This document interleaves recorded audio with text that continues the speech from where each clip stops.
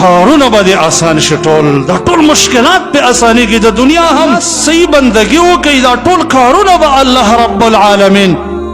ستاسو آسان کې د دې عبادت په وجه باندې ټول کارونه به دې آسان شي ټول دا ټول مشکلات په اساني کې د دنیا هم څنګه یو حدیث قدسی کې راځي رب العالمین فرمای ابن آدم صل لي 4 ركعات اول النهار اكفك اخره اے دا آدم بچیا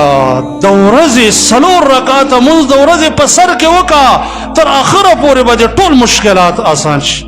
موږ د یو مشکل د حل کېدلو دپاره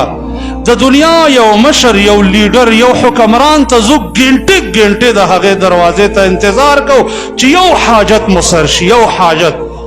4 رکعات مونږ باندې 10 منټه نه لګېږي په دې ټول حاجتونه سر کېږي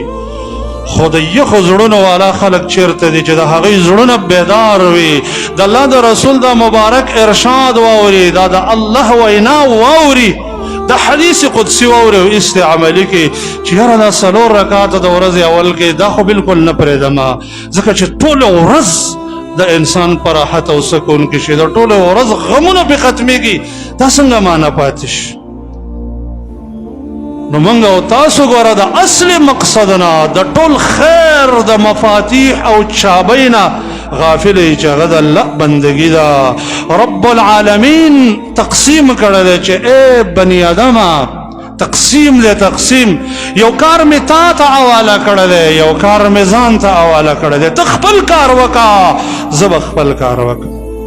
الله بنده ته دا کار حواله کړی دی عبادت یې ورته حواله کړی دی دې دپاره یې بنده پیدا کړی دی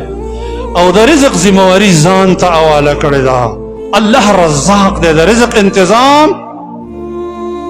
الله رب العالمین باندې دی منګه د الله چې کوم شي ذمواري کړې ده او منګه ته فارغ کړی یو هغې دپاره منګه زندګي خرج کوو کومه ذمواري چې منګ ته حواله کړې ده هغې کې غفلت کوو